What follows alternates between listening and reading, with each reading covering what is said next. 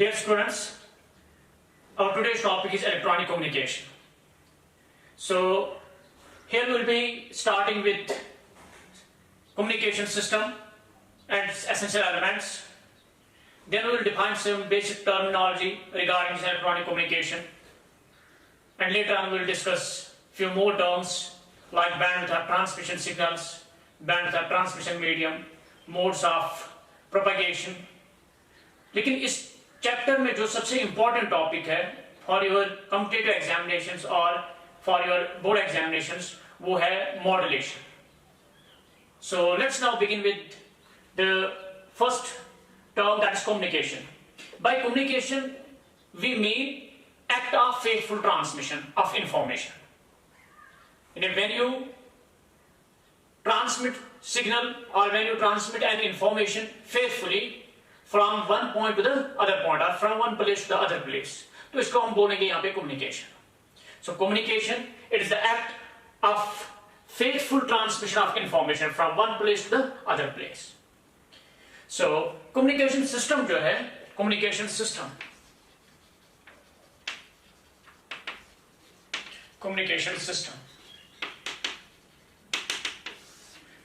it is simply a setup that is used to transmit or to transfer a signal from one place to the other place. एक setup जो हम use करते हैं किसी information को, किसी signal को एक जगह से दूसरी जगह ले जाने में, उस सेटअप को जो हम वहां पे वो इंस्ट्रूमेंट्स यूज करते हैं या वट एवर ऑब्जेक्ट्स और इंस्ट्रूमेंट्स वी आर यूजिंग, सो उसको हम कलेक्टिवली नाम देते हैं कम्युनिकेशन सिस्टम. जो यहाँ पे हमने पढ़ना है, यहाँ पे हमने देखना है इसके एसेंशियल एलिमेंट्स क्या हैं. A communication system has 3 essential elements. इसके 3 एसेंशियल एलिमेंट्स होते हैं. 3 एसेंशियल एलिमेंट्स. इनमें से एक है ट्रांसमीटर.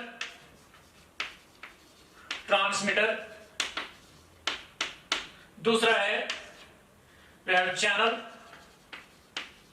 और medium, and third one is the receiver. These are the 3 essential elements of a communication system.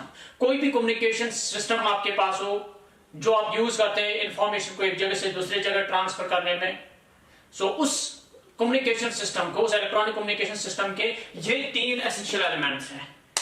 These are the 3 essential elements of any electronic communication system, that is transmitter, channel and receiver. So अब यहाँ पर क्या होता है, suppose for example अगर मैं इसका block diagram बनाऊंगा, यहाँ पर है सोर्स ऑफ इंफॉर्मेशन. सपोज ये source of information, source of information. Let's suppose I am the source of information for you people.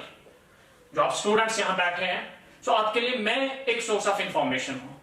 So I am the source of information. उसके बाद क्या है कि मुझे ये इंफॉर्मेशन जो है यहां से ट्रांसफर करनी है आप तक. ये इंफॉर्मेशन मुझे ट्रांसफर करनी है फ्रॉम हियर टू यू. अब देखो यहां पर क्या होगा. अब मैं बात करता हूं, यहां पे जो सिग्नल है, ओरिजिनल सिग्नल, वो ऑडियो मैसेज है. ऑडियो मैसेज जो है दैट्स द ओरिजिनल सिग्नल. सो यहां पे है इंफॉर्मेशन, यहां पे होगी इंफॉर्मेशन. अब हम किसको देते हैं ये इंफॉर्मेशन जो है ये हम देते हैं किसको. यहां पे अगर आप देखें तो माइक लगी हुई है, माइक्रोफोन लगा हुआ है यहां पे. सो that means this is the transmitter. ये ट्रांसमीटर एक्ट करता है. ये इंफॉर्मेशन हम किसको देते हैं, ये हम देते हैं ट्रांसमीटर को. सपोज ये है ट्रांसमीटर.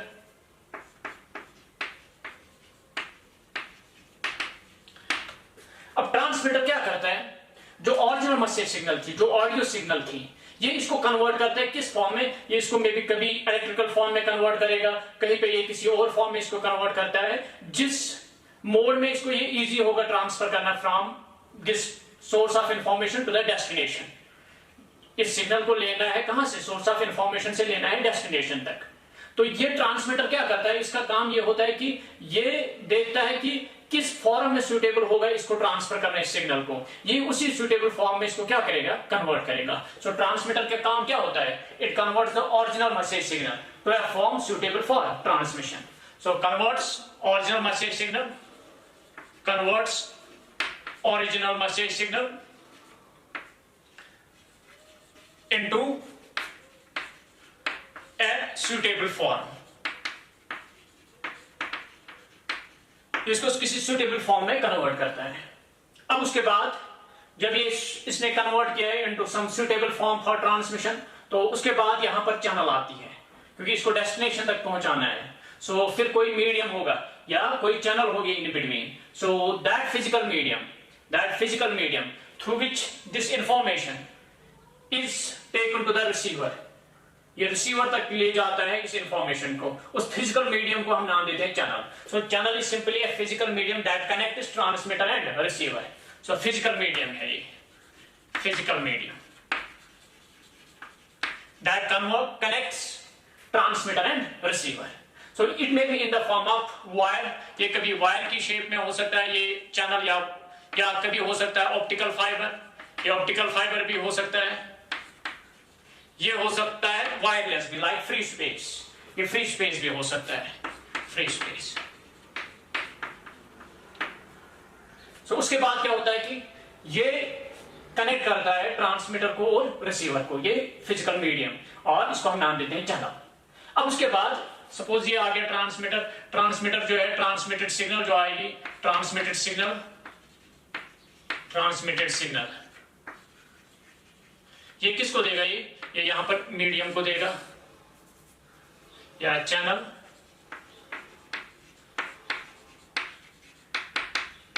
या मीडियम को। उसके बाद अब ये जो सिग्नल है ये यहां पर रिसीव होगी, यहां पर रिसीवर लगा होगा, यहां पर होगा रिसीवर, ये है रिसीव्ड सिग्नल, ये इस सिग्नल को फिर से रिसीव करेगा। सो ये करेगा इसको रिसीव, ये रिसीवर। अब क्या होगा, रिसीवर का काम क्या होता है, पहले ओरिजिनल मैसेज सिग्नल किस फॉर्म में थी, सपोज ये ऑडियो फॉर्म में थी, ये वॉइस मैसेज थी या स्पीच है यहाँ पे, या कभी पे ये वीडियो हो सकता है। अब लेकिन हमने ये ट्रांसमीटर ने इसको ओरिजिनल फॉर्म में नहीं रखा, रादर इसने क्या किया, इसको कन्वर्ट किया है दूसरे किसी फॉर्म में, सुटेबल फॉर्म में। अब रिसीवर क्या करता है, रिसीवर एक्सट्रैक्ट करता है ओरिजिनल मैसेज सिग्नल को। रिसीवर का काम होता है it extract the original message signal from the received signal, जो इसने रिसीव सिग्नल की होती है वहां से एक्सट्रैक्ट करता है ओरिजिनल सिग्नल को। सो रिसीवर जैसे लाउड स्पीकर है हमारा, लाउड स्पीकर क्या करता है, जो यहाँ पे हम सिग्नल इसको दे रहे हैं, ये माइक्रोफोन है, ये ट्रांसमीटर एक्ट करेगा, तो ये इस ओरिजिनल मैसेज सिग्नल को कन्वर्ट करता है फॉर एग्जांपल इलेक्ट्रिकल फॉर्म में। तो अब उसके बाद ये इलेक्ट्रिकल फॉर्म में यहाँ पे थ्रू वायर ये लाउड स्पीकर तक हम ले जाते हैं, that wire will act as the channel और मीडियम। उसके बाद क्या होगा, आगे लाउड स्पीकर लगा होता है, लाउड स्पीकर क्या करता है, वो वापस उस इलेक्ट्रिकल सिग्नल को किस में कन्वर्ट करता है, स्पीच या ऑडियो सिग्नल में या वॉइस में वापस कन्वर्ट करता है। सो रिसीवर का यही काम होता है, it extracts the original message signal from the received signal. So extracts original message signal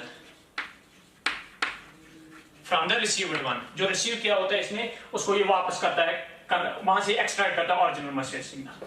अब फिर क्या होता है यहाँ पे, फिर यहाँ पे होता है user of information.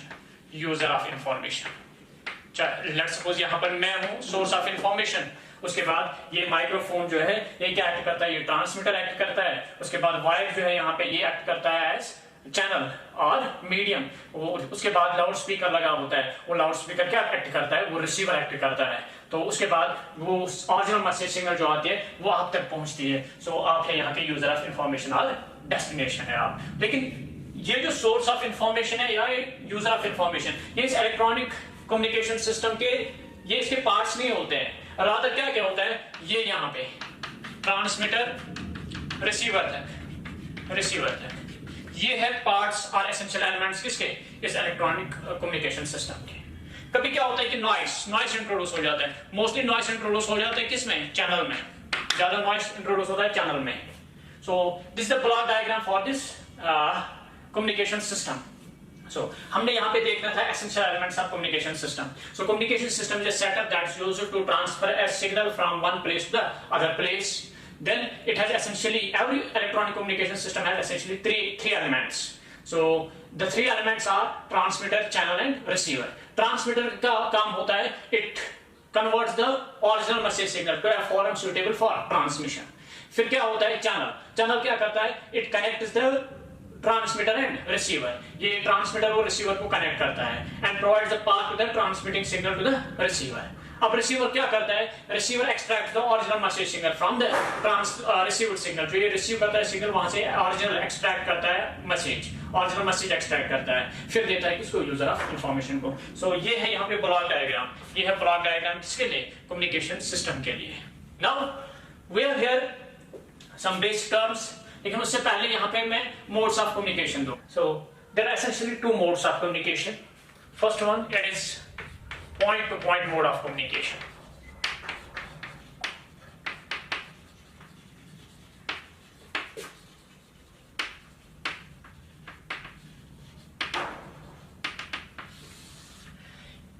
In point to point mode of communication, a transfer of signal takes place or a link between a single transmitter and a single receiver.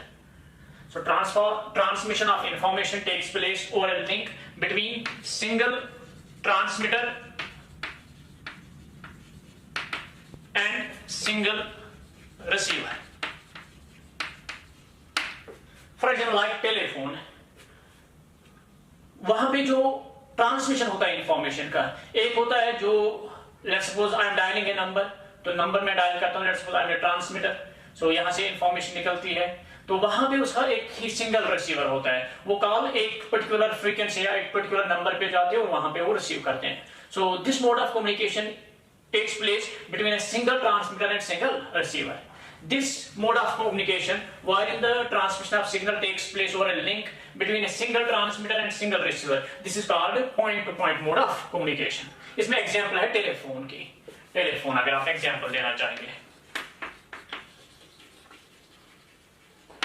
और जो दूसरा है यहाँ पे, that is broadcasting mode of communication. Broadcasting mode. So, इसमें क्या होता है ब्रॉडकास्टिंग मोड में? A transmission of signal takes place or a link between a single transmitter and number of receivers. इसमें होता है single transmitter,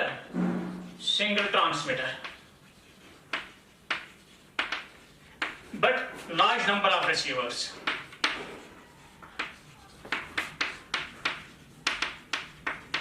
अगर आप इसमें एग्जांपल देना चाहेंगे तो रेडियो और टीवी जो है, रेडियो या टीवी,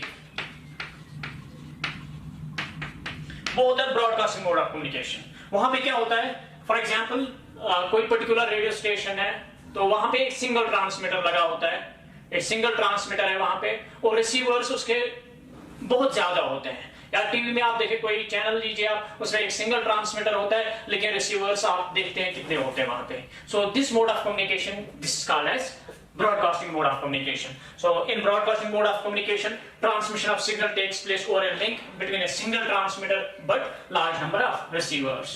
So इसका example है TV है या radio. These are broadcasting mode of communication. Now we have some basic terminology. So basic terminology में पहले अगर हम देखें signal, अगर हम signal को देखें यहाँ पर, it is simply an information in electrical form. हम यहाँ पे इलेक्ट्रॉनिक कम्युनिकेशन की बात करते हैं। सो इसमें जो हम सिग्नल बोलते हैं, signal means an information in electrical form, and information in electrical form, that's simply called as signal. अब जो सिग्नल है यहाँ पे, इसमें यहाँ पे दो टाइप्स होते हैं, टू टाइप्स ऑफ सिग्नल्स। एक होती है एनालॉग सिग्नल, दूसरा होता है डिजिटल सिग्नल। सिग्नल दो टाइप्स की होती है, एक होती है एनालॉग सिग्नल, दूसरी होती है digital signal.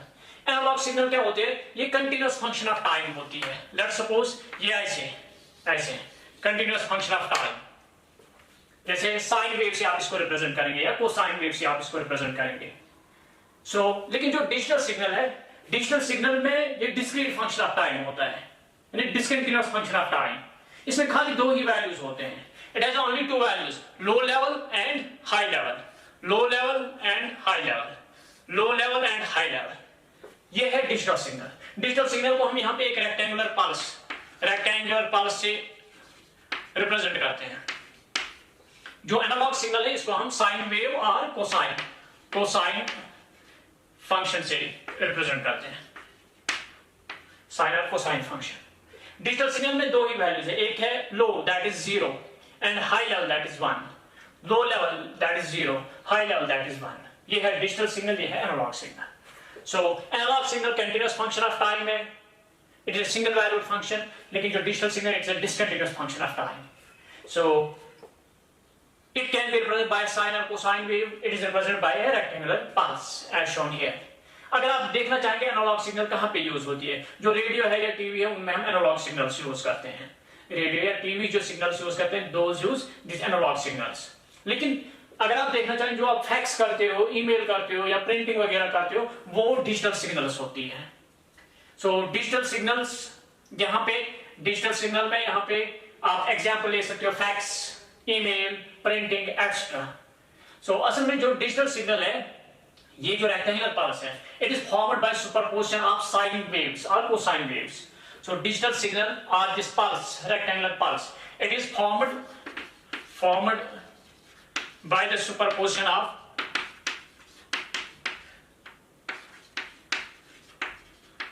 sine waves of frequency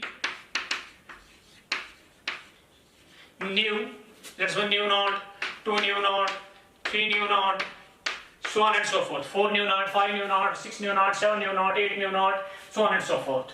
सो इस तरह से जब आप इन साइन वेव्स को क्या करते हो, सुपर इम्पोज करते हो, तो हमें यहाँ पे जब आप बहुत सारी साइन वेव्स को आप ऐसे सुपर इम्पोज करेंगे तो जो रिजल्टेंट वेव मिलेगी हमें वो इस शेप की होगी, साइन या डिजिटल सिग्नल या रेक्टेंगुलर पल्स शेप में होगी।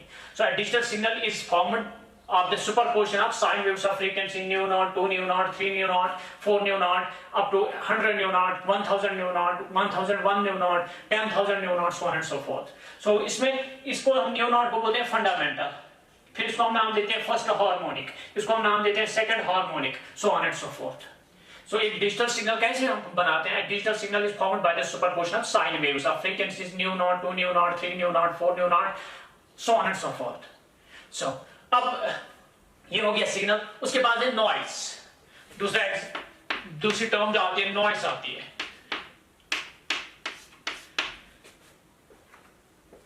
नॉइस क्या होता है? ये एक अनडिजायर्ड सिग्नल होती है।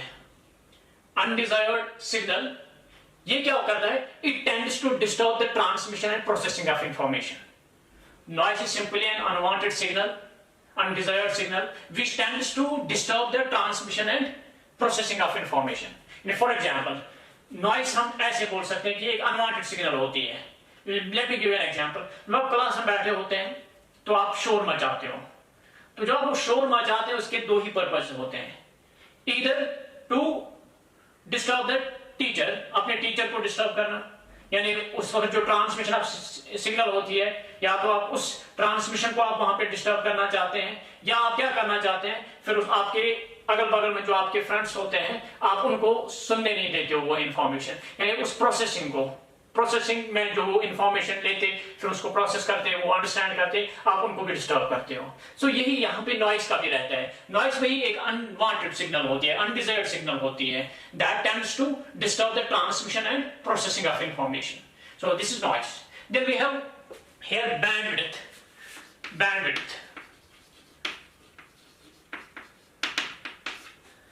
बैंडविड्थ होता है a range of frequencies occupied by signal।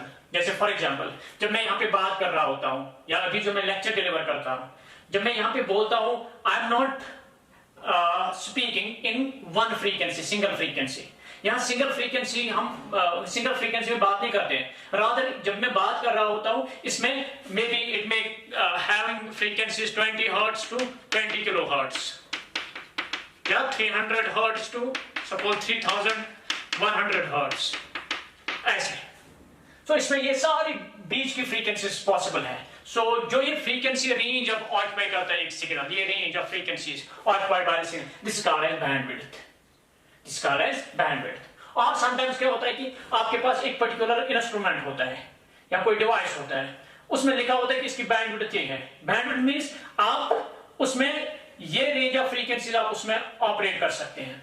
With in this range of frequencies you can operate that device. अगर आपने उस रेंज से बाहर फ्रीक्वेंसीज उसको दी है तो वो वहां पे प्रॉपर फंक्शन नहीं करेगा। लेट्स सपोज फॉर एग्जांपल आपके पास एक कोएक्सियल केबल है, ऐसे आपके पास कोएक्सियल केबल है। आप क्या करना चाहते हैं, आप यहां से इसका जो रेंज होता है इट्स अप टू 18 गीगाहर्ट्ज।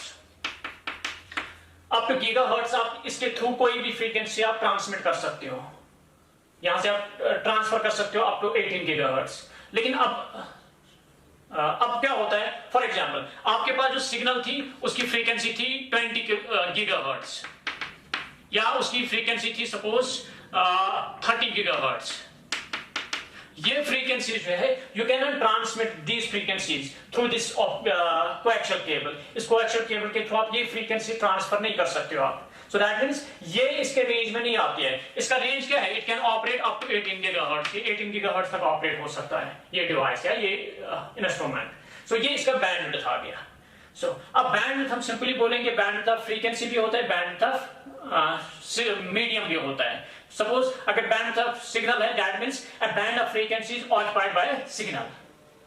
अब अगर आप कहोगे bandwidth of any transmission medium or any instrument or device, तो आप कहेंगे a band of frequencies within which that instrument operates.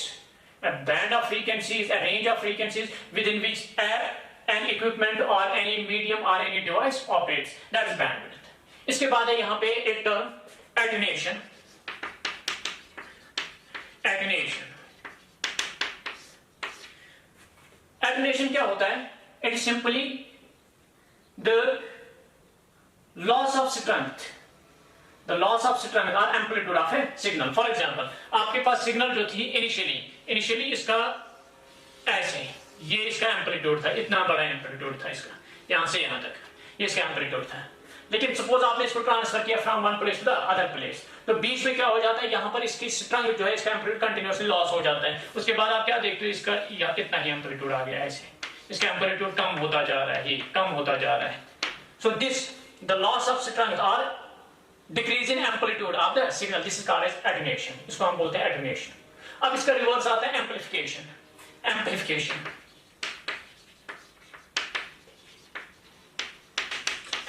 क्या होता है? The process of increasing the strength or amplitude of the signal. जैसे amplifier आपने पिछले lecture में पढ़ा था, so it is used to increase the amplitude or strength of a signal. इस प्रोसेस को हम नाम देते थे क्या, एम्पलीफिकेशन। एम्पलीफिकेशन क्या है, simply the process of increasing the amplitude. ऐसे आप इसका एम्पलीट्यूड इंक्रीज करेंगे, the process of increasing the amplitude और strength of a signal, that is called as amplification. और the process of decreasing the amplitude of the signal, decreasing the amplitude or strength of signal, that is called as attenuation. So amplification is reverse of attenuation or attenuation is reverse of amplification. इसके बाद है यहाँ पे range.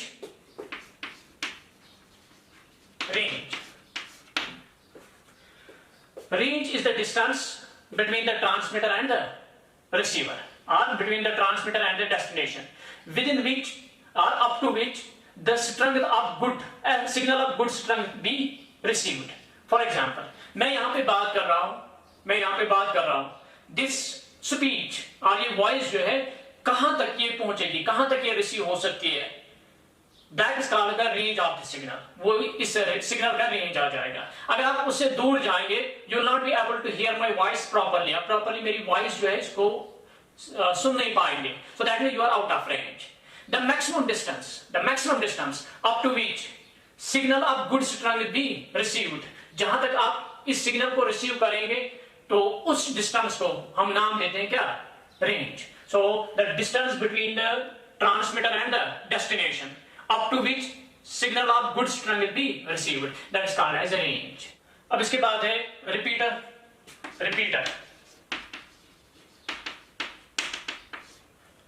Repeater क्या होता है? It's actually a combination of receiver, amplifier and transmitter. receiver एक होता है, इसमें रिपीटर में रिसीवर होता है, इसमें होता है एम्पलीफायर होता है इसमें, और इसमें होता है ट्रांसमीटर। ये क्या करता है, ये पहले सिग्नल को रिसीव करता है, सो रिसीवर उस काम के लिए है। उसके बाद क्या करता है, उस रिसीव्ड सिग्नल को क्या करता है, एम्पलीफाई करता है, उसकी एम्पलीफिकेशन, उसका एम्पलीट्यूड इंक्रीज करता है, और फिर क्या करता है, दोबारा ट्रांसमिट करता है, ये दोबारा ट्रांसमिट करता है। सो ये किस लिए हम यूज करते हैं, to increase the range of signal. जैसे आप अक्सर देखते हैं जो हमारे घरों में केबल आती है, हमें वो बॉक्सेस लगे होते हैं, वो बॉक्स असल में रिपीटर ही होता है। वो क्या करता है, जब स्टेशन से वो सिग्नल निकलती है, ड्यूरिंग इट्स ट्रांसमिशन उसकी स्ट्रेंथ जो है लॉस हो जाती है, उसमें एटेन्यूएशन आ जाती है। अब बहुत दूर तक अगर आपने उसी सिग्नल को लेना है, सो जब आप रिसीविंग एंड पे आएंगे तो वहां पे आप बहुत वीक सिग्नल आप रिसीव करेंगे, that will not be sufficient to broadcast the stations, वो वहां पे ब्रॉडकास्ट नहीं कर सकते। अब हम क्या करते हैं, हम बीच में उसमें लगाते हैं ये रिपीटर्स। रिपीटर क्या करता है, ये उस ओरिजिनल सिग्नल को क्या करता है, ये वहां पे रिसीव करता है, तो उसके बाद उसको और एम्पलीफाई करता है, वापस उसको एम्पलीफाई करता है। जब एम्पलीफाई किया उसके बाद देता है किसको, ट्रांसमीटर, ट्रांसमीटर उसको आगे भेजता है, और एक बॉक्स लगाते हैं और एक रिपीटर लगाते हैं। वो क्या करते हैं, फिर से इस सिग्नल, क्योंकि बीच में एटेन्यूएशन फिर से हो जाएगी, ये फिर से इसको क्या रिसीव करेगा, रिसीव के बाद क्या करेगा, फिर से इसको एम्पलीफाई करेगा, उसके बाद फिर से किसको देगा, ट्रांसमीटर को, ट्रांसमीटर इसको आगे भेजेगा। सो this is how this repeater increase the range of the signal. ये हो गया यहाँ पे basic terminology regarding this electronic communication. अब इसके बाद है यहाँ पे जो मैं अभी कह रहा था कि जो हम सिग्नल्स की बात करते हैं, जैसे फॉर मैं अभी बोल रहा हूं स्पीच सिग्नल है, या फॉर एग्जाम्पल कोई गा रहा है, म्यूजिक सिग्नल है सपोज, या फॉर एग्जाम्पल ऐसे ही आप टीवी पे देखते हो कोई वीडियो, तो ये जो सिग्नल्स आती है इनमें सिंगल फ्रीक्वेंसी नहीं होती है, rather this consist of range of frequencies. So a signal may be in the form of speech, it may be music, it may be a video signal, और it may be a digital signal. So ये signal जो है these do not consist of a single frequency, ये single frequency content नहीं करते हैं, rather these are consisting of range of frequencies, ये range of frequencies consist करते हैं, सो या ऑक्यूपाई करते हैं। That range of frequencies occupied by the signal is called it is bandwidth. तो अब हमने वही बैंडविड्थ ऑफ सिग्नल्स देखना है, bandwidth of signals. A signal may be a speech, it may be music, it may be video, or it may be any digital signal. So accordingly, these signals have their bandwidths. So अगर हम पहले speech की बात करेंगे, speech signal, अगर हम यहाँ पे signal देखेंगे, यहाँ पे मैं देखूंगा bandwidth। जब आप यूजुअल टेलीफोनिक कन्वर्सेशन करते हैं, जो आप टेलीफोन पे यूजुअली बात कर रहे होते हैं, तो उस वक्त जो सिग्नल होती है उसमें जो बैंडविड्थ होती है that is around 2800 hertz, it's around 2800 hertz. So असल में जब आप कन्वर्सेशन करते हैं तो आपकी बातों की फ्रीक्वेंसी 300 हर्ट्ज से 3100 हर्ट्ज तक, 300 हर्ट्ज से 3100 हर्ट्ज तक ये रेंज ऑक्यूपाई करता है वो कन्वर्सेशन। तो इसलिए हम कहेंगे बैंडविड्थ इसकी जो आएगी 2800 हर्ट्ज होगी, 31 माइनस 300 दैट इज 2800 हर्ट्ज। इसी तरह अगर हम म्यूजिक की बात करेंगे, म्यूजिक सिग्नल, म्यूजिक जब होता है उसमें कुछ इंस्ट्रूमेंट्स होते हैं उनकी फ्रीक्वेंसी बहुत कम होती है, कुछ इंस्ट्रूमेंट्स उनकी फ्रीक्वेंसी बहुत ज्यादा होती है। इसलिए जो भी ऑडिबल रेंज है ह्यूमन ईयर का, जो भी ऑडिबल रेंज है ह्यूमन ईयर का, म्यूजिक में वो सारी फ्रीक्वेंसीज हो सकती है। सो दैट मींस हम कहेंगे इसमें 20 किलो हर्ट्ज हो सकती है, असल में इसमें 20 हर्ट्ज टू 20 किलो हर्ट्ज होती है, 20 hertz to 20 kilohertz. 20 kilohertz में 20,000 हर्ट्ज, 20,000 हर्ट्ज अगर हम माइनस करेंगे 20, so that's 19,980 hertz, that is around 20 kilo hertz. So around इसका है 20 किलो हर्ट्ज म्यूजिक सिग्नल का। अब इसी तरह अगर आप वीडियो देखेंगे, so जैसे फॉर एग्जाम्पल जिसमें खाली पिक्चर हो, जिसमें खाली पिक्चर्स हो, उनका बैंड अराउंड है 4.2 मेगाहर्ट्ज। अगर आप टीवी सिग्नल देखेंगे, टीवी सिग्नल में क्या होता है, ऑडियो प्लस वीडियो, उसका जो बैंडविड्थ है that is around 6 megahertz, 6 megahertz होता है उसका बैंडविड्थ। अब इसी तरह जो डिजिटल सिग्नल्स हैं, डिजिटल सिग्नल्स में अभी मैंने बोला digital signal is formed by the superposition of sine waves of frequency nu naught, 2 nu naught, 3 nu naught, 4 nu naught, 5 nu naught। तो इस तरह से इसका जो रेंज आएगा that will be maybe 10,000 nu naught, it may be 1 lakh nu naught। so इसका band बहुत ज्यादा होगा, very large, और हम कहेंगे इसका अराउंड है इनफाइनाइट है इसका bandwidth. so this is all about the bandwidth of signals।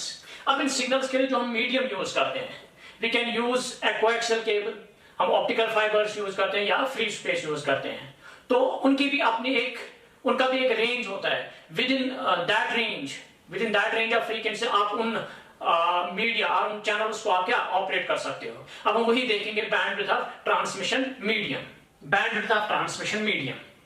जो मीडियम है हमारे पास, मीडियम ये क्या हो सकता है, ये कोएक्सियल केबल हो सकती है, कोएक्सियल केबल हो सकती है, ये फ्री स्पेस हो सकती है, या ऑप्टिकल फाइबर हम यूज करते हैं, ऑप्टिकल फाइबर्स।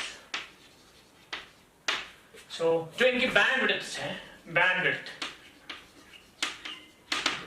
कोएक्सियल केबल की बैंडविड्थ होती है, इट इज 750 मेगाहर्ट्ज, 750 मेगाहर्ट्ज इसकी बैंडविड्थ है।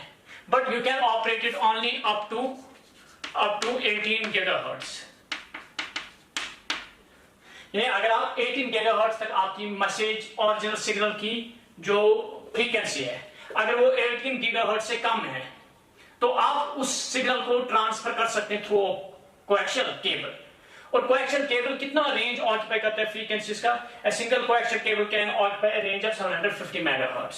सो इसका बैंडविड्थ आ गया, लेकिन ये ऑपरेट हो सकता है अप टू 18 गीगाहर्ट्ज। 18 गीगाहर्ट्ज तक जो आपकी फ्रीक्वेंसीज है मैसेज सिग्नल्स है, उनकी फ्रीक्वेंसी अगर 18 गीगाहर्ट्ज से कम है तो आप उनको इस कोएक्सियल केबल के थ्रू पास कर सकते हो। लेकिन ये कितना रेंज ये ऑक्यूपाई करेगा? It can operate up to 750 megahertz. अगर आपने ज्यादा रेंज रखा फ्रीक्वेंसीज का, जो आपकी मैसेज सिग्नल है, अगर उसका रेंज है, फॉर एग्जांपल इसका रेंज है 10,000 मेगाहर्ट्ज, तो आप उसको इस कोएक्सियल केबल के, एक सिंगल कोएक्सियल केबल के थ्रू आप उसको पास नहीं कर सकते, ट्रांसफर नहीं कर सकते। नाउ इसके बाद है फ्री स्पेस। फ्री स्पेस का जो बैंडविड्थ है, it range from few hundred kilohertz to few gigahertz। few gigahertz तक आप इसको यहाँ पे इसके थ्रू फ्रीक्वेंसीज आप भेज सकते हो, ट्रांसफर कर सकते हो। अब लेकिन जो ऑप्टिकल फाइबर है, ऑप्टिकल फाइबर का जो बैंडविड्थ है बहुत ज्यादा होता है, it is in excess of 100 gigahertz. इसका बैंड बहुत ज्यादा होता है, वाइड होता है इसका बैंडविड्थ, किसका? ऑप्टिकल फाइबर का। और ये आप बहुत ज्यादा फ्रीक्वेंसी जहां पे आपकी होंगी, फॉर एग्जाम्पल आप इसको यूज कर सकते हो अप टू 18 गीगाहर्ट्ज, आप इसको यूज कर सकते हो अप टू फ्यू गीगाहर्ट्ज। लेकिन जो ये है यहाँ पे, अगर आपकी जो फ्रीक्वेंसी है, आपकी जो सिग्नल है, अगर उसकी फ्रीक्वेंसी है, अगर जो ओरिजिनल मैसेज सिग्नल है, अगर उसकी फ्रीक्वेंसी आ गई टेराहर्ट्ज में, terahertz two thousands of terahertz, अगर आपकी फ्रीक्वेंसी जो सिग्नल की है, ओरिजिनल मैसेज सिग्नल, अगर उसकी फ्रीक्वेंसी बहुत ज्यादा है तो आप उसको थ्रू ऑप्टिकल फाइबर नहीं कर सकते हो पास। आप उसको यहाँ थ्रू फ्री स्पेस पास नहीं कर, because it will ionize the free space. ये इस ऑप्टिकल फाइबर के थ्रू भी, ये कोएक्सियल केबल के थ्रू भी नहीं जा सकती है। सो ऐसी सिग्नल्स को आप कहाँ पास करते हो? यू पास और you transfer those signals through optical fibre. और ऑप्टिकल फाइबर का बैंडविड्थ बहुत ज्यादा होता है, it's around 100 gigahertz. So this is all about this bandwidth of transmission medium. Now we have propagation of these waves. How we propagate the waves from the transmitter to the receiver. So propagation of waves. There are actually three modes of wave propagation. There are three ways or three modes of wave propagation. जैसे for example मैं आपको ऐसे समझाता हूँ, अगर ये charge जो है, let's suppose this is information, मुझे यहाँ से आप तक पहुँचानी है, तो इसके तीन तरीके हैं। एक ये है कि मैं इसको क्या करूंगा, मैं इसको अलोंग द ग्राउंड ऐसे थ्रो करूंगा, अलोंग द ग्राउंड, हो गया एक। दूसरा ये है कि मैं इसको ऐसे फेंकूंगा और वो वहां पे कैच करेगा, हो गए दो। तीसरा क्या है? तीसरा डायरेक्टली ये है कि मैं इसको ऐसे यहां से ऐसे करूंगा और वो वहां पे ऐसे पकड़ेगा। सो मैं डायरेक्टली इसको हैंड ओवर करूंगा टू द अदर पर्सन। और आप इसको ऐसे भी एग्जाम्पल लीजिए, आप दो फुटबॉल प्लेयर्स हैं, उनको बॉल आपस में एक्सचेंज करनी है, उसके तीन तरीके हैं। एक तरीका यह है कि वो उस फुटबॉल को अलोंग द ग्राउंड ऐसे दूसरे प्लेयर तक पहुंचा सकता है। दूसरा तरीका क्या है कि वो उसको ऊपर ऐसे फेंकेगा और वो वहां पे कैच करेगा, हो गए दो। तीसरा क्या है? तीसरा डायरेक्टली ये है कि ये इस फुटबॉल को सीधे उसको हैंड ओवर करेगा और वो वहां पे पकड़ेगा। यही तीन तरीके हैं यहाँ पे। एक रेडियो वेव को, क्योंकि कम्युनिकेशन में मोस्टली हम यहाँ पे यूज करते हैं रेडियो वेव्स या रेयर माइक्रोवेव्स यूज करते हैं। सो इनको एक जगह से दूसरी जगह पहुंचाने में यही तीन तरीके हैं यहाँ पे। सो एक को हम बोलते हैं ग्राउंड वेव प्रोपगेशन, दूसरे को हम बोलते हैं दैट स्पेस वेव प्रोपगेशन, और तीसरा है sky wave propagation. So there are three modes of wave propagation: ground wave, ground और सरफेस वेव प्रोपगेशन। दूसरा है स्काई वेव प्रोपगेशन, और तीसरा है यहाँ पे space wave propagation.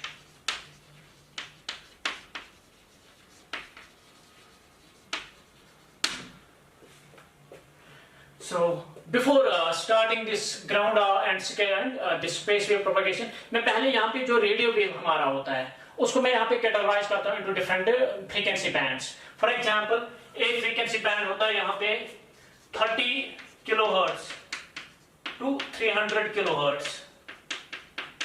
दूसरा है 300 kilohertz to 3 megahertz.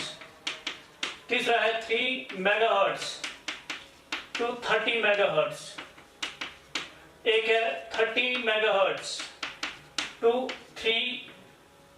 30 megahertz to 300 megahertz. इसी तरह 300 मेगाहर्ट्ज टू 3 गीगाहर्ट्ज. फिर है अबोव ग्रेटर देन 3 गीगाहर्ट्ज.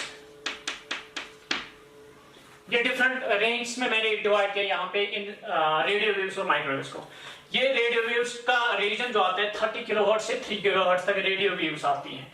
सो अबव 3 गीगाहर्ट्ज आते हैं माइक्रोवेव्स. तो ये है यहाँ पे सिंपली माइक्रोवेव्स.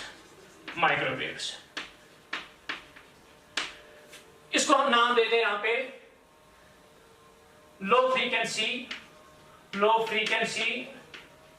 Radio band. इसको हम नाम देते हैं medium frequency radio band.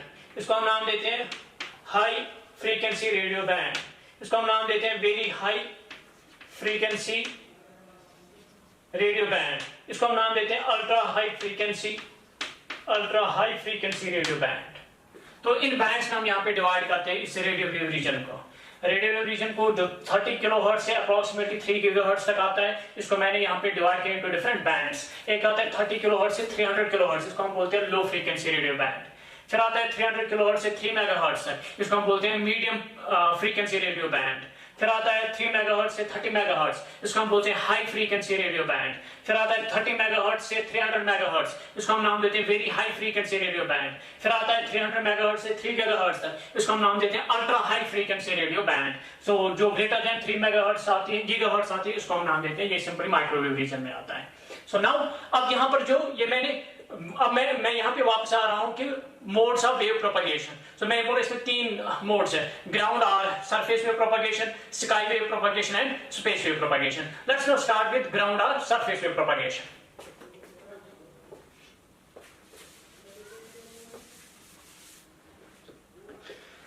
Ground और सरफेस वेव प्रोपगेशन में क्या होता है? A wave or a signal or radio wave, these are transferred from the transmitter to the receiver. लेकिन ये कैसे जाती है from transmitter to the receiver? These waves glide over the surface. ये surface के थोड़ा ऐसे glide, let's suppose ये surface है. The waves glide along the surface like this. ऐसे इस तरह से ये ट्रांसमिट हो जाती है या ट्रांसमिट होती है from transmitter to the receiver. So the mode of wave propagation in which the waves glide along the ground from the transmitting antenna to the receiving antenna, this is called surface or ground wave propagation. So इसमें हम कौन सी frequencies करते हैं? It is used to transmit very low frequencies and medium frequencies. इस तरीके से हम कौन सी frequencies यहाँ पे transmit करते हैं, propagate करते हैं? Used to propagate very low frequency band and medium frequency band, यानी up to 3 megahertz. up to 3 megahertz जो आपके पास मैसेज सिग्नल्स होती हैं, उनको आप किस तरीके से, किस मोड ऑफ वेव प्रोपगेशन से आप ट्रांसमिट करेंगे between transmitting to receiving antenna by using ground और surface wave propagation. So it is used in local broadcasting.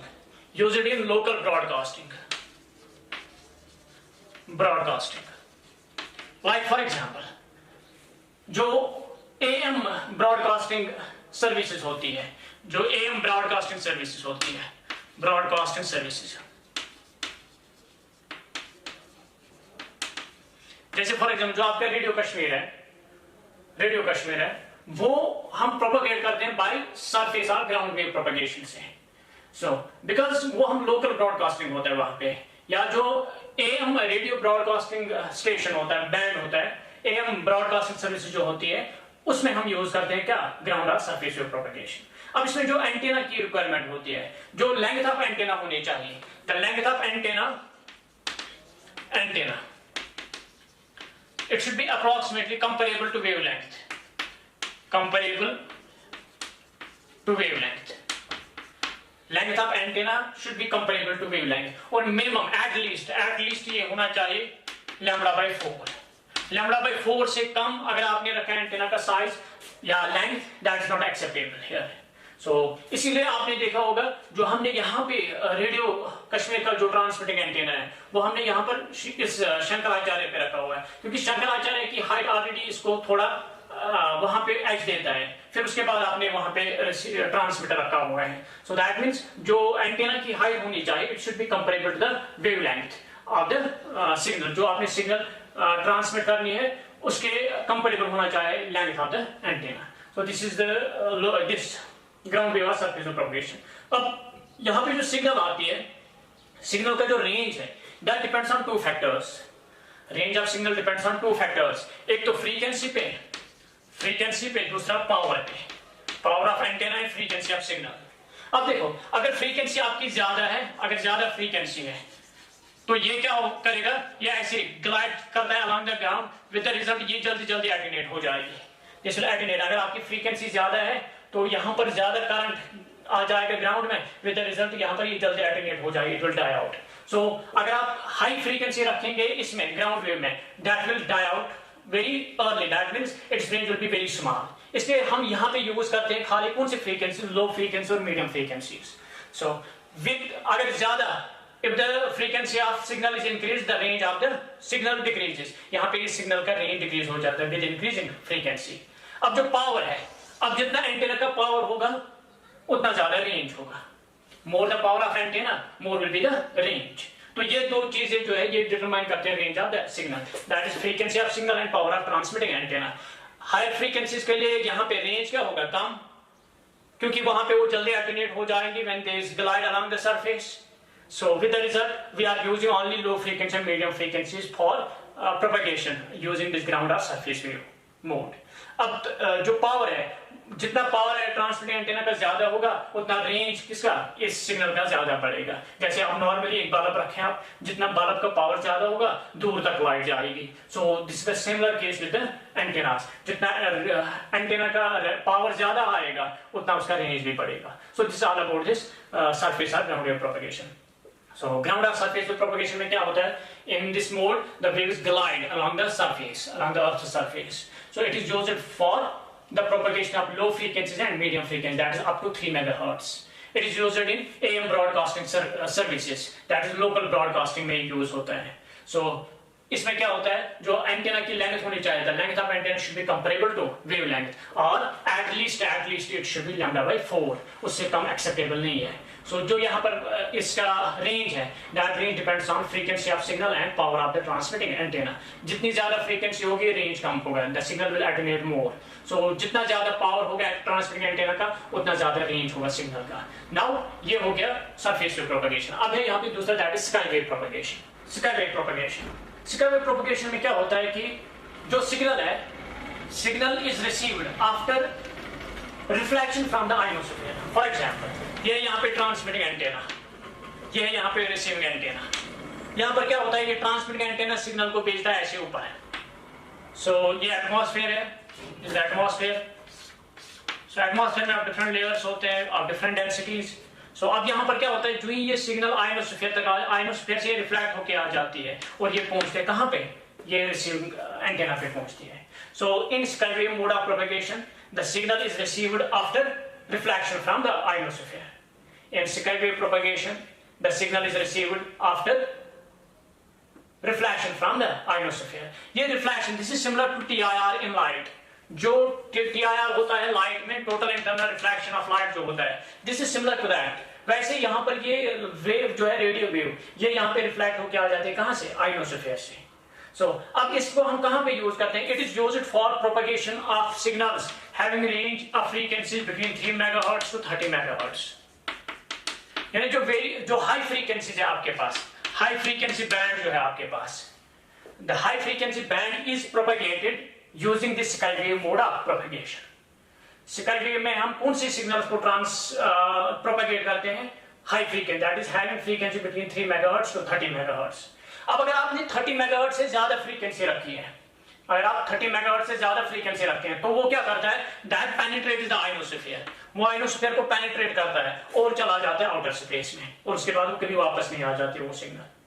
So that means frequency up to 30 megahertz can be between 3 to 30 megahertz can be propagated through sky wave mode of propagation. If the frequency exceeds 30 megahertz, it penetrates the ionosphere and goes to the outer space, या outer space में चली जाती है। So, अब ये कहाँ पे use हम करते हैं? It is used for short wave broadcasting services. Short wave broadcasting services, यानी global broadcasting में, global broadcasting। आपके जो, अगर आपके पास घर में वो रेडियो सेट होगा तो उसमें 3 बैंड्स होते हैं, एक होता है AM बैंड, दूसरा होता है शॉर्ट वेव बैंड, तीसरा होता है FM बैंड। तो AM बैंड में हम लोकल ब्रॉडकास्टिंग करते हैं, शॉर्ट वेव में वहां पे आपको ग्लोबल ब्रॉडकास्टिंग मिलती है, वहां पे आपको दुनिया भर के जो स्टेशन है वो मिलते हैं, आपको फ्रीक्वेंसीज मिलती है। तो तीसरा FM बैंड, वो बाद में आप देखेंगे कहां पे यूज होता है। सो फिलहाल जो अभी आपने देखा ग्राउंड वेव कहां पे यूज होता था? इनके साथ AM ब्रॉडकास्टिंग सर्विसेज, यानी लोकल ब्रॉडकास्टिंग में। ये कहां पे यूज होता है? Short wave broadcasting, SW broadcasting service, यानी ग्लोबल ब्रॉडकास्टिंग में। सो इसमें हम कौन सी फ्रीक्वेंसी प्रोपागेट करते हैं? हाई फ्रीक्वेंसी प्रोपागेट करते हैं। अब यहां पे देखें कि यहाँ पे क्या होता है। It is the reflection from ionosphere is identical to the TIR of light, TIR of light. Now इसमें क्या होता है? आयोनोस्फीयर जो है, आयोनोस्फीयर में 4 लेयर्स होते हैं। आयोनोस्फीयर में 4 लेयर्स होते हैं depending on the electron concentration. Electron concentration की बुनियाद पे हम उसमें 4 लेयर्स बनाते हैं। एक होता है D layer, E layer, F1 layer और F2 लेयर। ये 4 लेयर्स होते हैं। जो D लेयर होता है, it is around 65 to 75 kilometre above earth surface, 75 kilometre above earth surface. E layer होता है around 100 kilometre above earth surface. F1 layer होता है around 170 to 190 kilometre above earth surface, और F2 लेयर अराउंड होता है 250 to 400 kilometre above earth surface. यानी जब आप 65 to 75 किलोमीटर पे जाएंगे आपको D लेयर मिलता है, 100 किलोमीटर पे अराउंड आपको मिलता है E लेयर, 170 to 190 किलोमीटर पे अबव आपको मिलता है F1 लेयर, और 250 to 400 kilometre above earth surface आपको मिलता है F2 लेयर। अब जो इसकी एग्जिस्टेंस है, D लेयर खाली एग्जिस्ट होता है during day time, E layer भी खाली डे टाइम में एग्जिस्ट होता है, F1 जो है ये भी ड्यूरिंग डे एग्जिस्ट होता है, लेकिन ये ड्यूरिंग नाइट क्या होता है? It merges with F2 during night, merges with F2 during night. ये होता है डे एंड नाइट, यानी 24/7 ड्यूटी देता है कौन? F2 layer. अब क्या होता है? जो एक D लेयर जो है, D लेयर क्या करता है? इट रिफ्लेक्ट्स लो फ्रीक्वेंसीज, ये रिफ्लेक्ट करता है लो फ्रीक्वेंसीज और एब्जॉर्ब करता है हाई फ्रीक्वेंसीज। जो E लेयर है ये क्या करता है? ये करता है reflect high frequencies, reflects high frequency during day time ये हाई फ्रीक्वेंसीज को रिफ्लेक्ट करता है, नहीं जो अराउंड 30 मेगाहर्ट्ज के अराउंड होंगी, वो ड्यूरिंग डे कहां से रिफ्लेक्ट हो जाती है? इस E लेयर से रिफ्लेक्ट हो जाती है। और जो लो फ्रीक्वेंसीज है वो कहां से रिफ्लेक्ट हो जाती है? Those are reflected from D layer during day time. अब इसी तरह जो F1 लेयर है, F1 लेयर क्या करता है? It absorbs high frequencies to F2 layer, ये हाई फ्रीक्वेंसी को एब्जॉर्ब करके F2 लेयर तक उनको ले जाता है। सो ये जो अब F2 लेयर है, F2 लेयर क्या करता है? ये अब रिफ्लेक्ट करता है हाई फ्रीक्वेंसीज को, रिफ्लेक्ट्स हाई फ्रीक्वेंसीज। यानी ड्यूरिंग डे टाइम आपकी हाई फ्रीक्वेंसीज कहां से आती है? E लेयर से, और लो फ्रीक्वेंसीज कहां से आती है? D लेयर से, क्योंकि ड्यूरिंग नाइट ये दो एग्जिस्ट ही नहीं होते। अब ड्यूरिंग नाइट ये एग्जिस्ट नहीं होते हैं। अब क्या होता है ड्यूरिंग नाइट जो है ये E लेयर जो है, ये F1 लेयर ये कहां मर्ज हो जाता है? F2 के साथ मर्ज होता है। ये इन हाई फ्रीक्वेंसीज को एब्जॉर्ब करके F2 तक ले जाता है, और F2 क्या करता है? उन हाई फ्रीक्वेंसीज को क्या करता है? रिफ्लेक्ट। इसलिए आप अक्सर देखते हैं कि कुछ रेडियो स्टेशंस आपको, शॉर्ट वेव के रेडियो स्टेशन में आपको कुछ रेडियो स्टेशन दिन में नहीं मिलते, लेकिन ड्यूरिंग नाइट आवर्स वो आपको क्लियर मिलते हैं। सो इसलिए होता है कि ड्यूरिंग डे टाइम क्या होता है? सपोज ड्यूरिंग डे टाइम ये यहाँ पे ट्रांसमिटिंग एंटेना है, मान लीजिए ये आप यहाँ पे है, ये यहाँ पर आप है रिसीवर। ड्यूरिंग डे टाइम क्या होता है? ये फ्रीक्वेंसी यहाँ से गई, ये यहाँ से रिफ्लेक्ट होकर ऐसे आती है, तो आप इसके रेंज में नहीं आते हैं, आप रेंज से बाहर आते हैं। लेकिन ड्यूरिंग नाइट क्या होता है, अब यही हाई फ्रीक्वेंसी कहां से आ जाती है, F2 लेयर से, ये F2 लेयर पे चली जाती है ऐसे, फिर यहाँ से रिफ्लेक्ट होकर ऐसे आते हैं, अब आप इसके रेंज में आ जाते हैं. So during daytime you will not be able to receive this frequency, लेकिन during evening hours और night आप इसको यहाँ पे रिसीव कर सकते हैं क्योंकि आप इसके रेंज में आते हैं. So अब यहाँ पे हर लेयर की एक पर्टिकुलर एक यहाँ पे प्रॉपर्टी रहती है, to reflect waves of particular frequencies. अगर आप उससे ज्यादा फ्रीक्वेंसी देते हैं तो ये क्या करता है, ये पेनिट्रेट करता है इस लेयर को, दूसरे लेयर पे चली जाती है, उसका एक पर्टिकुलर फ्रीक्वेंसी होगा, वहां तक ये इसको रिफ्लेक्ट करेगा. अगर आपने उससे ज्यादा रखी है फ्रीक्वेंसी तो ये इसको भी पेनिट्रेट करेगा, दूसरे लेयर पे जाएगा. इसका भी एक रेंज आता है, जहां तक उस रेंज तक ये वेव्स को क्या करेगा, रिफ्लेक्ट. अगर उससे ज्यादा आपने फ्रीक्वेंसी रखी है इसको पेनिट्रेट करता है. So that means there is a certain maximum frequency. There is a certain maximum frequency below which the frequency will be reflected. अगर आप उस frequency से ज्यादा देंगे, those will penetrate. वो penetrate करती है. So that frequency is called critical frequency. Critical frequency. Critical frequency. It is the maximum frequency that can be reflected by the layer of ionosphere. Ionosphere से particular layer से कौन सी maximum frequency reflect हो जाती है, that's called as critical frequency. अगर आप critical frequency से कम फ्रीक्वेंसी रखते हो तो दोज विल बी रिफ्लेक्टेड. अगर आप क्रिटिकल फ्रीक्वेंसी से ज्यादा फ्रीक्वेंसी रखेंगे that will penetrate. So critical frequency, the maximum frequency that can be reflected by a layer of ionosphere is called its critical frequency. इसका जो रेंज आता है, इसका वैल्यू जो आता है critical, that is around, it is 9 √n maximum. Critical frequency for this ionosphere, it is 9 into √n maximum. N maximum is maximum electron concentration. Maximum electron concentration in a electrons per unit volume. N maximum represents maximum electron concentration of that layer. It is critical frequency, maximum frequency that can be reflected from that layer. अगर आपने critical frequency से ज़्यादा रखी, it will penetrate the ionosphere of that layer. अब अगर आप in general इसके लिए critical frequency का maximum possible value कितना हो सकता है, 30. क्योंकि अगर आपने 30 से ज़्यादा दिया है, that penetrates into the outer space. So अब इसका जो overall ionosphere का maximum आएगा critical frequency 30 MHz. तो लेकिन अब डिफरेंट लेयर्स के लिए डिफरेंट होगा, that depends on the concentration. अगर इसकी कंसंट्रेशन फॉर एग्जांपल इसकी कंसंट्रेशन है 9 into 10 power सपोज 10 पर क्यूबिक मीटर, इसकी जो n मैक्सिमम है इस लेयर की जो मैक्सिमम कंसंट्रेशन है दैट इज 9 into 10 power 10 पर क्यूबिक मीटर. तो इसके लिए जो क्रिटिकल फ्रीक्वेंसी इस लेयर की आएगी that will be 9 into 10 power 10.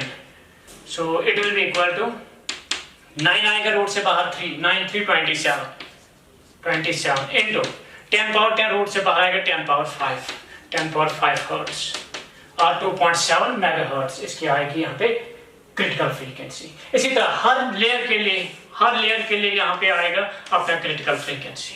So this is all about the sky wave propagation. Now we have space wave propagation. Space wave propagation में क्या होता है? Here the transmission of signal takes place directly between the transmitter and the receiver. So transmission of signal takes place directly between the transmitter and the receiver. ऐसे ये transmitter क्या करता है, ये हैंड ओवर करता है सिग्नल किसको, receiver को डायरेक्टली हैंड ओवर करता है. जैसे फॉर एग्जांपल जो मैंने मोड्स ऑफ कम्युनिकेशन में बोला था, एक है यहाँ पे when you hit the ball along the ground वो फुटबॉल प्लेयर तक जाएगा. दूसरा जब आप ऐसे स्पेस के थ्रू इसको भेजेंगे, आप इसको ऐसे फेंकेंगे वहां पे वो कैच करेगा, तो हो गए 2, that is sky wave propagation. जब अलोंग द ग्राउंड तो ग्राउंड वेव प्रोपगेशन. तीसरा मोड है आप सीधे हैंड ओवर करेंगे वो फुटबॉल दूसरे प्लेयर को. So that means that is the third mode of propagation. So while you will hand over the ball to the other player. तो वही यहाँ पे स्पेस वेव प्रोपगेशन में होता है. स्पेस वेव में आप डायरेक्टली हैंड ओवर करते हो, ये किसको देते हो आप, रिसीवर को. सो यही होता है यहाँ पे space wave propagation. Here the transmission of signal takes place directly between the transmitter and the receiver. अब इसको और एक नाम बोलते हैं, it is also called line of sight mode of communication.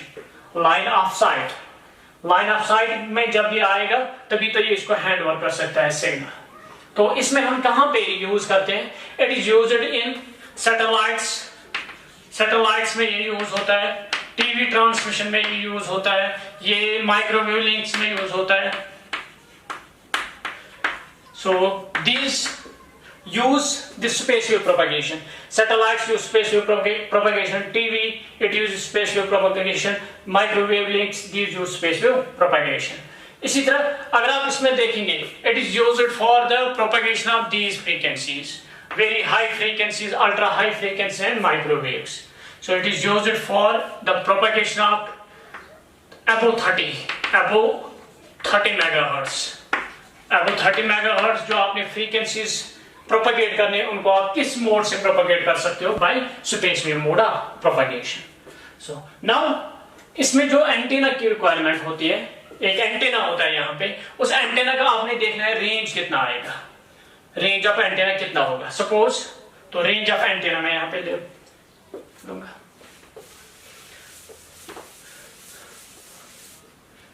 Range of antenna, ये मान लीजिए अर्थ है, अर्थ है, ये यहां पर एक एंटीना आपने रखा हुआ है, एक एंटीना है ऑफ हाइट h, ये है अर्थ का रेडियस r. अब इसका जो रेंज आएगा, इसका रेंज आ सकता है यहां तक ऐसे, क्योंकि ये रीजन जो है इसमें आप ये सिग्नल रिसीव नहीं कर सकता है, इसका रेंज यहां तक आ सकता है, ये आगे इसका रेंज. अब यहां पे जो है it will appear as if it is flat, ये हमें ऐसा लगे जैसे फ्लैट है. मान लीजिए आप ग्राउंड में ऐसे बैठे हो तो हमें इसका जो कर्वेचर है वो ऑब्जर्व ही नहीं होता है. तो वही मान लीजिए यहाँ पे इसका रेंज ऑलमोस्ट इतना आएगा. अब देखो यहाँ पर क्या होता है, अगर मैं यहां से ऐसे, तो ये होगा r, यहां से यहां तक, ये हो गया रेंज, हो गया d, स्मॉल d में इसको नाम दूंगा. अब देखें ये हमें ऐसा लगेगा जैसे ये फ्लैट है, तो ये यहाँ पे कितना एंगल बनेगा? Around 90 degree. अगर आप इस ट्राइंगल को देखेंगे O, let's suppose A B C, पहले अगर आप देखेंगे यहाँ पे इस बड़ी ट्राइंगल को, सो क्योंकि ये this will be the tangent, tangent और रेडियस में एंगल हमेशा कितना होता है? 90 डिग्री. अब ये बनी यहाँ पे राइट एंगल ट्राइंगल, तो आप यहाँ पे क्लियरली लिख सकते हो पाइथागोरस का. So it will be, total आएगा यहाँ पे ये square root of BC square, चलो BC square plus OC square is equal to OB square, BC square plus OC square is equal to hypotenuse square, that is OB square. Let's leave it here. Now इसके बाद आप देखिए यहाँ पे इस triangle को, ये ट्राइंगल आप देखें, छोटी ट्राइंगल, ट्राइंगल ABC से, ट्राइंगल ABC से फिर से आप पाइथागोरस थ्योरम आप यूज करेंगे. It will B AB square plus शाबाश AC square is equal BC square. अब BC स्क्वायर आप वहां से सब्स्टिट्यूट कर सकते हैं इसमें. It is AB square, AB कितना है? H स्क्वायर प्लस AC कितना है? AC is D square is equal BC square, BC के बदले आप क्या लिख सकते? OB square minus OC square, OB square minus OC square. It is H square plus D square is equal OB it is R plus H का whole square minus OC is R square. It is now here H square plus D square is equal to R square plus X square plus twice RH minus R square.